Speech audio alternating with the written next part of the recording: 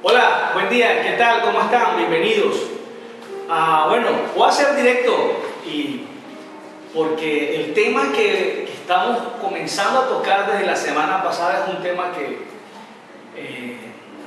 por mucho tiempo yo le he oído, ¿no? Y he hecho como cuando me pasaba en bachillerato, que venía el día de la exposición y yo siempre le decía a la maestra o maestro, yo paso, yo no voy. Y las razones eran algunas veces por falta de preparación, pero realmente era por mi timidez. Era muy tímido y me daba mucho miedo pasar al frente, hablar delante de las personas. Tengo un problema que me pego en las palabras muchas veces y tartamudeo o gagueo, como le dicen, gago, y eso por la timidez, ¿no? Entonces, este tema que estamos tocando, que estamos abordando desde la semana pasada, ha sido un tema para mí que he hecho como hacía en el colegio, en el bachillerato. Ese tema mejor lo paso. Y no había querido tocarlo, sin embargo me he dado cuenta de la importancia que tiene este tema en nuestras vidas como creyentes. Nosotros necesitamos tener el panorama completo del Señor, porque la Biblia va desde Génesis hasta Apocalipsis. Piensa por un momento, ¿qué pasaría si quitases Génesis de la Biblia? Quedaríamos como neutros, como no sabemos por dónde empezar. Entonces, imagínate que quitemos Apocalipsis de la Biblia. Igual quedaríamos, sabemos cómo empezamos, pero no cómo vamos a terminar. Perdón. Y lo interesante de la palabra del Señor, de Dios, es que tiene un plan. Quiero que centres eso en tu cabeza. Él tiene un plan. Y ese plan empieza en Génesis y termina en Apocalipsis. Él no tiene un plan a medias, Él no tiene un plan de a poco, Él no tiene un plan por pedazos, por porciones. Su plan es desde el inicio hasta el final, hasta el comienzo, hasta que termina. Así que oremos, demos gracias al Señor y dejemos que el Espíritu Santo nos sumerja en su palabra y nos traiga entendimiento para comprender lo hermoso que es su mensaje y que nuestro corazón se pueda llenar de esperanza. Así que oramos al Señor. Padre, muchas gracias por la oportunidad que nos das de venir a ti y de adorarte, Señor. Padre, gracias porque podemos venir a tu palabra y en ella hallamos esperanza, hallamos consuelo, Señor, hallamos refugio. Y yo oro para que tú seas predicado, Jesús. Yo oro para que seas conocido. Oro para que en tu nombre, Jesús, aquellos corazones que están sin esperanza, Señor, puedan llenarse de esa esperanza viva. Y oro por aquellos que no te conocen, que vean este video, Señor, que vean esta predicación, puedan acercarse a ti, puedan decidir venir a tus pies para confiar, Señor, en lo que tú has hecho en la cruz por sus vidas. Gracias, Jesús, en tu nombre oramos. Amén. Muy bien, con esta introducción entonces, el tema que vamos a estar abordando es el tema de la escatología. La escatología es el estudio de las profecías, es el estudio del futuro, de lo que va a suceder, es decir, de lo que Dios ya ha dicho. Él ha escrito qué va a pasar al final, qué va a pasar el mañana. Ahora, no quiero que pienses en que Dios es como este asunto que nos han mostrado de los brujos, que es una bola de cristal y que el brujo nos lee el futuro y todo este asunto. Dios no es un brujo realmente, ¿no? Dios no tiene una bola de cristal para estar adivinando. Dios no está adivinando. Dios tiene un plan desde el principio hasta el final. Su plan se ha estado ejecutando. Él lo que ha hecho en su palabra es revelarse Él mismo y dejarnos conocer lo que Él quiere que nosotros podamos conocer de Él en su palabra. Entonces, si nosotros venimos a su palabra, número uno, lo vamos a conocer a Él, lo vamos a conocer a Él a través de su palabra. Número dos, nosotros vamos a tener una perspectiva completa acerca de lo que es el Señor, acerca de lo que es Dios, acerca de que Dios es un Dios maravilloso, soberano y sublime. Entonces, El tema de escatología es un tema que nosotros, hay muchas opiniones, hay muchas posiciones respecto a este tema, y por los teólogos, hay muchos teólogos realmente que hacen estudios y que han presentado estudios bien profundos acerca de la escatología. Y yo en lo particular creo que ellos lo que hacen es asientan posiciones respecto a algunos temas triviales dentro de la escatología. Es decir, por decirles algo, ¿el arrebatamiento va a suceder o no va a suceder? Entonces hay algunos teólogos serios que ellos presentan una teología y dan una opinión de ellos muy personal, una posición personal, que el arrebatamiento no va a suceder, o que el arrebatamiento sucederá y que inmediatamente Jesús descenderá de los cielos y establecerá su reino milenario en la tierra. Otros obviamente hablan de que no va a haber el milenio, que el milenio no es literal, que sí es literal, que sí son 1000 años, que no son 1000 años. En fin, entonces lo que haremos nosotros durante estas próximas semanas es lo siguiente. Nosotros lo que vamos a hacer es ceñirnos al texto, examinar el texto con mucho detenimiento, y vamos a tratar de interpretar de manera muy precisa en lo que está en el texto. Nosotros no queremos salirnos del texto, así que lo que haremos es observar y ceñirnos al texto. Trataremos de no salirnos del texto. En algunas cosas emitiré mi posición respecto a algunos puntos que pueden ser discusiones con varios puntos de vista, pero yo trataré de darles una apreciación mía muy personal al respecto, y respecto a algunos puntos muy específicos, ¿no? Lo segundo, entonces, hoy vamos a empezar por Daniel capítulo 9. Así que vayan conmigo a Daniel capítulo 9. Déjenme primero ponerles en contexto de Daniel. ¿Quién era Daniel? ¿Cuándo escribe Daniel? ¿Qué es lo que sucede con Daniel? ¿Qué está pasando con Daniel? Y quiero que me acompañes a un viaje para atrás. Me gustaría que pudieras meterte en tu cabeza y ir con tu mente a este tiempo de Daniel. ¿No? Daniel, recuerden, Israel estaba en su gloria. Israel fue constituido como una nación por el Señor. Había constituido Dios un primer rey, que fue Saúl. Luego establece a David, que hubo una prosperidad tremenda. Luego viene Salomón, que fue un esplendor, y Israel alcanzó una gloria única. Y comienza, entonces se divide el reino. Ellos estaban en una sola nación. Se divide el reino, el norte y el sur, a 11 tribus, 10 tribus y 2 tribus quedan en un lado, Judá y Israel o Jerusalén. Y es una sola nación, pero divididas dentro de una, dividida en dos. Las 12 tribus se dividen, 10 y 2, las del norte y los del sur. Pero todos se centran bajo la palabra del Señor. Dios les da la ley, Dios les da los mandamientos, Él les dice lo que no deben hacer y lo que sí deben hacer.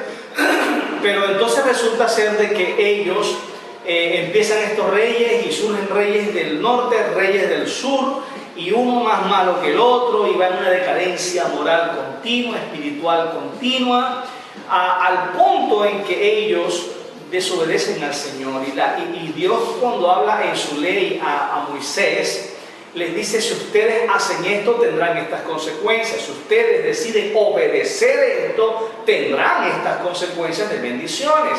Así que ellos lo que hacen es volverse unos adúlteros espirituales. Su alma se corrompen grandemente a nivel espiritual, se vuelven idólatras continuamente. Son personas que constantemente están cayendo en idolatría, dejan de guardar el día sábado, dejan de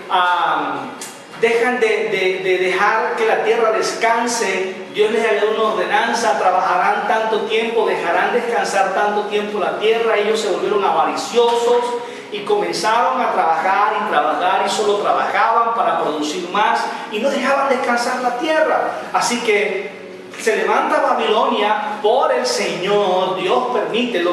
Uno de los temas que más se exalta en Daniel escucha muy bien, uno de los temas que más se exalta de Daniel o de los atributos de Dios es la soberanía del Señor.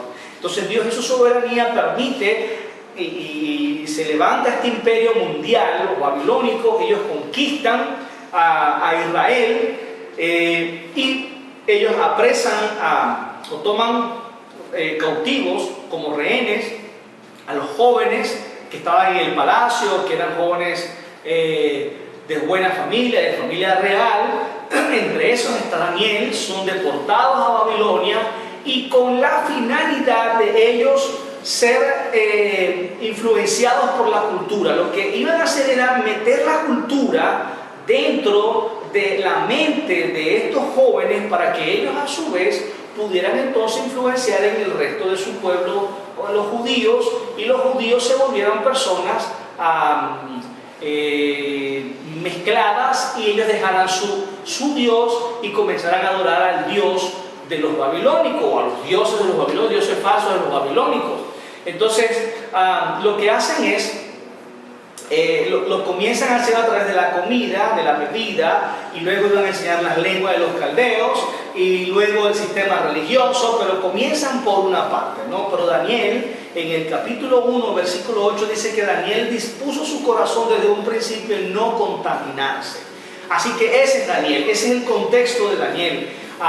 Pierden su nación, son deportados a una nación extranjera y van a ser influenciados, van a tratar de cambiar sus mentes, pero Daniel dispuso no contaminarse y fue un hombre íntegro, fue un hombre que se mantuvo firme en la palabra y en los principios del Señor. Entonces Daniel asciende rápidamente, toma posiciones de liderazgo, Dios lo conduce, pero su fe es una fe inquebrantable. Daniel es un hombre con una fe única, tuvo momentos bien difíciles, tuvo más o menos en unos 3 imperios mundiales, sirvió a varios reyes y fue un hombre bien influyente en estos imperios que él pasó, ¿verdad? Porque los babilónicos fueron conquistados luego por los persas luego los medo-persas y todo este asunto.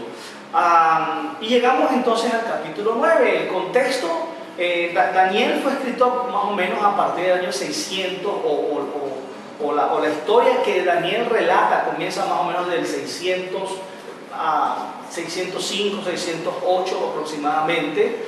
Daniel escribe su libro más o menos en el 580 aproximadamente. Daniel vive en Babilonia por aproximadamente unos 80, 85 años tal vez. No sabemos la edad exacta en la que murió Daniel, pero cuando llega tenía unos 14, 15 años. Pasa completo lo que Dios había determinado, los 70 años. Cuando él va en el capítulo 9 a escribir, más o menos tendrá unos 85 años de edad tal vez. Los primeros 7 capítulos son escritos en arameo, ese es el idioma de negocios, de comercio en ese momento. Luego del 8 en adelante, él escribe en hebreos. Así que, pues Daniel es un libro muy interesante, un hombre muy amado por Dios. Dios dice de él, eres un hombre amado, Y interesante escuchar eso en el Antiguo Testamento acerca de Dios por una persona. No, Daniel era alguien bien amado. Así que vayamos a Daniel. Este es el contexto de Daniel. Y fue un hombre apegado a la palabra del Señor, que amaba al Señor. Vengamos a Daniel entonces capítulo 9, versículo 1 en adelante, dice de la siguiente manera: en el año primero de Darío, hijo de Asuero, descendiente de los medos, que fue constituido rey sobre el reino de los caldeos. En el año primero de su reinado, yo, Daniel, pude entender en los libros el número de los años en que por palabra del Señor que fue revelada al profeta Jeremías debían cumplirse las desolaciones de Jerusalén, 70 años. Volví mi rostro a Dios el Señor para buscarle en oración y súplicas, en ayuno, cilicio y ceniza. Y oré al Señor mi Dios e hice confesión y dije: ay, Señor, el Dios grande y temible, que guarda el pacto y la misericordia para los que le aman y guardan sus mandamientos. Hemos pecado, hemos cometido iniquidad, hemos hecho lo malo. Observen lo siguiente: A partir de ahora ustedes van a observar en la oración que Daniel hace la expresión hemos, no hemos. Hemos, no hemos.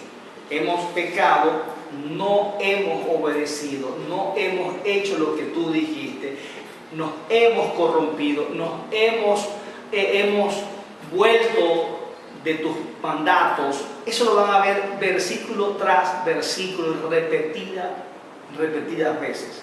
Entonces, versículo 5, hemos pecado, hemos cometido iniquidad, hemos hecho lo malo, nos hemos rebelado y nos hemos apartado de tus mandamientos y de tus ordenanzas.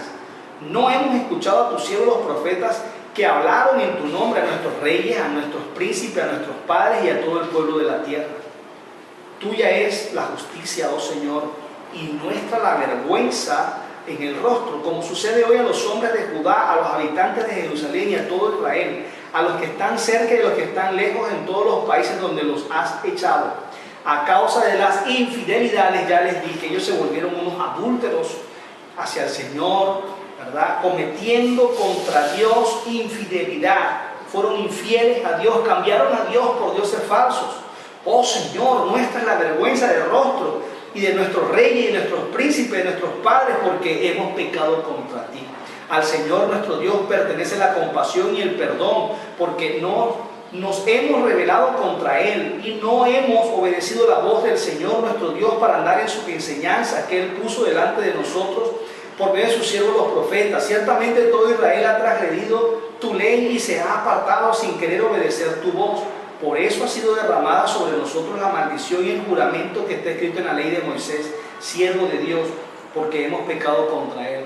Y Él ha confirmado las palabras que habló contra nosotros y contra nuestros jefes que nos gobernaron, trayendo sobre nosotros gran calamidad, pues nunca se ha hecho debajo del cielo nada como lo que se ha hecho contra Jerusalén, como está escrito en la ley de Moisés. Toda esta calamidad ha venido sobre nosotros, pero no hemos buscado el favor del Señor nuestro Dios, apartándonos de nuestra iniquidad y presentando atención a tu verdad. Por tanto, el Señor ha estado guardando esta calamidad y la ha traído sobre nosotros, porque el Señor nuestro Dios es justo en todas sus obras que Él ha hecho, pero nosotros no hemos obedecido su voz. Y ahora, Señor Dios nuestro, que sacaste tu pueblo de la tierra de Egipto con mano poderosa y que has hecho tu nombre, como hoy se ve, hemos pecado, hemos sido malos. Observas que repetidamente Daniel no se desenfoca, Daniel se enfoca en lo que es él realmente y su pueblo.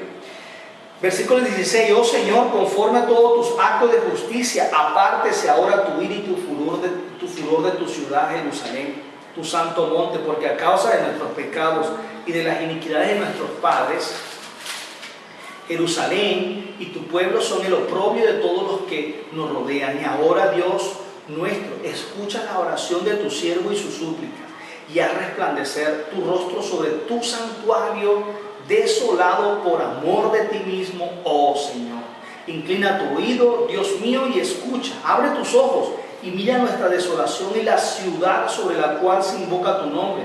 Pues no es por nuestros propios méritos que presentamos nuestras súplicas delante de ti, sino por tu gran compasión. Oh Señor, escucha. Señor, perdona. Señor, atiende y actúa. No tardes por amor de ti mismo, Dios mío, porque tu nombre se invoca sobre tu ciudad y sobre tu pueblo. Antes de continuar, lo que haremos son tres fases que quiero que veamos en este capítulo 9 de Daniel. La primera fase es qué hizo Daniel en ese momento histórico de su historia, en el momento en que él se encontraba, qué fue lo que él hizo, cómo oró Daniel. Y lo tercero que quiero que veamos, la tercera fase, es lo que Dios responde. ¿Cuál es la respuesta que Dios trae a Daniel? Entonces, veamos ahora. Ya vimos qué hizo Daniel. Ya les voy a explicar lo que hizo. Cómo oró Daniel, aunque no vamos a detallar ni ampliar, y no quiero extraer o no quiero enseñarles los principios que podemos aprender de la oración que Daniel hace. Lo que sí deseo es mostrarles cómo oró Daniel. Y lo tercero es que entonces la respuesta de Dios. Lo tercero, acá está la respuesta del Señor. Aún estaba yo hablando y orando y confesando mi pecado. Interesante como ustedes pueden notar que él está hablando en tercera persona, incluyéndose a él mismo de manera plural, pero ahora él comienza diciendo: aún yo estaba orando y confesando mi pecado y el pecado de mi pueblo Israel, y presentando mi súplica delante del Señor mi Dios por el santo monte de mi Dios. Todavía estaba yo hablando en oración cuando Gabriel, el hombre a quien había visto en la visión al principio, se me acercó, estando yo muy cansado, como a la hora de la ofrenda en la tarde. Me instruyó, habló conmigo y dijo: Daniel, he salido ahora para darte sabiduría y entendimiento. Al principio de tu súplica se dio la orden y he venido para explicártela, porque eres muy amado. Pon atención a la orden y atiende la visión. Y aquí viene esta parte interesante.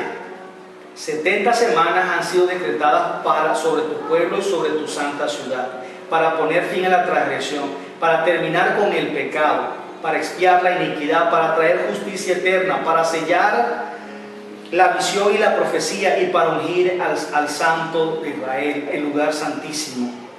Has de saber y entender que desde la salida de la orden para restaurar y reconstruir a Jerusalén hasta el Mesías príncipe habrá 7 semanas y 62 semanas. Más 7 semanas serían 69 semanas. Ya le explico eso. Volverá a ser edificada con plaza y foso, pero en tiempos de angustia. Después de las 62 semanas el Mesías será muerto y no tendrá nada. Y el pueblo del príncipe que ha de venir destruirá la ciudad y el santuario. Su fin vendrá con inundación, aún hasta el fin habrá guerra. Las desolaciones están determinadas, y él hará un pacto firme con muchos por una semana, pero a la mitad de la semana pondrá fin al sacrificio y a la ofrenda de cereal. Sobre el ala de abominaciones vendrá el desolador, hasta que una destrucción completa, la que está decretada, sea derramada sobre el desolador. Es interesante observar la palabra del Señor. Así que Daniel lo primero que hace en el tiempo histórico que él estaba viviendo es venir a la palabra del Señor. Ustedes pudieron observar en el versículo 2 que él dice: en el año primero de su reinado, yo, Daniel, pude entender en los libros el número de los años en que, por la palabra del Señor que fue revelada al profeta Jeremías, debían cumplirse las desolaciones de Jerusalén. Y él claramente dice 70 años. Así que si ustedes van a Jeremías capítulo 25 versículo 11, dice: toda esta tierra será puesta en ruinas y en espanto. Servirán estas naciones al rey de Babilonia 70 años.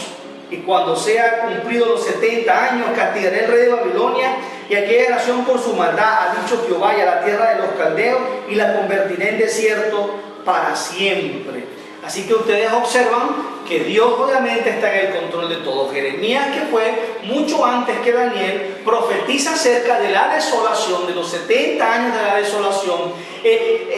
Daniel entiende que ya se ha cumplido eso, viene la palabra del Señor. Wow, entiende, y él dice: oh Dios, se han cumplido tu palabra se ha cumplido a manera exacta, el plan. ¿Recuerdan que empecé diciéndoles un plan? Dios tiene un plan. Piensa, quita Génesis del libro de la Biblia, quita Génesis. Imagínate que la Biblia no tiene Génesis. Estás perdido. No hay algo por donde empezar. Ahora imagínate, quita Apocalipsis. Tiene Génesis, pero solo llega hasta Judas. Estamos perdidos, no sabemos cómo termina el asunto, así que vamos a estar en el limbo. Si quita Génesis, no sabemos cómo empieza todo esto. Bueno, sabemos cómo termina, pero ¿y cómo empezó? Siempre va a haber una laguna en nuestra cabeza. Ahora, si tú quitas Apocalipsis, bueno, sabemos cómo empieza, pero no sabemos cómo termina. Y el asunto es, si no sabemos cómo termina, nuestro corazón no va a estar lleno de esperanza. ¿Qué esperanza podemos tener sin saber a dónde vamos caminando? Ahora, lo interesante entonces es, ¿qué hace Daniel en un tiempo histórico de su vida? Del momento en el que vivía, viene la palabra del Señor. ¿Qué estamos haciendo nosotros ante este tiempo histórico que estamos viviendo? Estamos en un punto de la historia muy interesante. Mira, te puedo asegurar que como nunca los tiempos se están dando, los tiempos están prestos. Yo en lo particular creo que estamos viviendo los dolores de partos. Lo que Jesús dijo, esto no es el fin, son apenas principios los dolores de parto. Creo que estamos en esos principios. Creo, así como muchos teólogos que son muy serios en su teología, que si revisas sus predicaciones de 50 años que han estado predicando y enseñando la Biblia, nunca han dicho que los tiempos están cerca. Pero en estos días, estos hombres, sin ponerse de acuerdo, sin llamarse, porque viven hasta en continentes diferentes, ahora ellos dicen que los días están cerca, que los tiempos están cerca. ¿Por qué será? Yo creo que Dios está permitiendo que nosotros podamos entender, pero ¿qué es lo que nos permite entender? Cuando venimos a la palabra del Señor, cuando revisamos su palabra, cuando venimos y revisamos lo que Él ha dicho que va a pasar en el mañana, cuando venimos a Mateo capítulo 24, cuando venimos al libro de Génesis y empezamos de Apocalipsis, y empezamos a revisar todas estas profecías, y empezamos a entender lo que Dios tiene. Y eso fue lo que hizo Daniel. ¿Qué hizo Daniel? Vino la palabra del Señor. ¿Qué necesitas hacer tú? Venir a la Biblia, dejar de estar escuchando tanto el mundo, tantas cosas, tanto ruido que hay afuera, y necesitas escuchar a Dios, llenar tu corazón de la esperanza de Dios. Ahora, ¿qué hizo Daniel? Daniel respondió en oración. Daniel vio la profecía y vino a orar. Pero ¿cómo oró Daniel? Bueno, oró en dos maneras. Centró su oración en su maldad y en el pecado del pueblo, pero centró en la oración. ¿Qué fue lo que Daniel le pidió a Dios? Mira, Daniel no le pidió a Dios: Dios, por favor, restaura a Israel, reconstruye sus muros, restaura su sistema económico, restaura su sistema espiritual, restaura todo esto, haz aquello, haz que seamos prósperos, danos un ejército poderoso para destruir a los enemigos. No. Daniel oró pidiéndole una sola cosa al Señor. Ahora Dios, versículo 17, ahora Dios nuestro, escucha la oración de tu siervo y sus súplicas, y haz resplandecer tu rostro sobre tu santuario desolado por amor de ti mismo, oh Señor. Es decir, lo que Daniel estaba diciendo a Dios es: Dios, yo deseo que volvamos a adorar, que tú permitas que se vuelva a restaurar el lugar donde tu nombre era invocado, donde nosotros podíamos adorar tu nombre e invocarte, donde venían de todas partes del mundo a adorar tu santo nombre, Señor. Ese lugar que era algo simbólico, donde estaba tu presencia, Padre. Esa es la oración de Daniel. Yo no sé cómo estamos orando nosotros. Yo encuentro muchas personas orando por este tiempo, que si por esto, que si por aquello, por prosperidad, para que Dios haga aquello, para que Dios haga lo otro, pero realmente nosotros oramos para que el Señor venga, por ejemplo.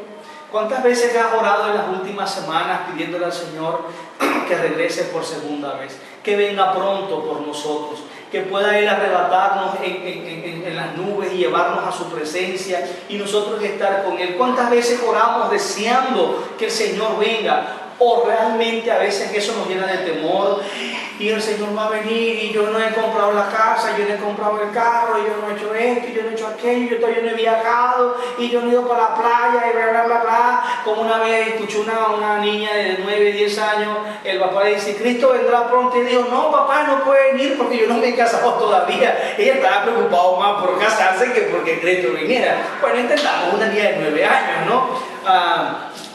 Así que la oración de Daniel fue centrada en una cosa, en dos cosas, en lo que era Dios. Ustedes observan del versículo 3 en adelante, Daniel se centra en los atributos del Señor, Daniel se centra en lo que es Dios, Daniel está concentrado en lo que es Dios, ora por su pecado, ora por el pueblo, viene a Dios y le pide una sola cosa: Señor, restaura la adoración. Ahora, ¿qué responde Dios a Daniel? Voy a centrarme en los versos 24 en adelante. 70 semanas han sido decretadas sobre tu pueblo y sobre tu santa ciudad. 70 semanas que deben ser tomadas. 70 semanas. Una semana, 7 años. Un día, un año. Una semana, 7 años. 70 semanas, es decir, 7 años por 70. Así deben ser tomadas. Entonces, luego él dice que pasan desde que se da la orden, versículo 25, es de saber y entender que desde la salida de la orden para restaurar y reconstruir a Jerusalén hasta el Mesías príncipe, eso fue en el 400 más o menos 490 aproximadamente, se da la orden para salir el pueblo y volver a Jerusalén y restaurar a los judíos desde que fueron deportados.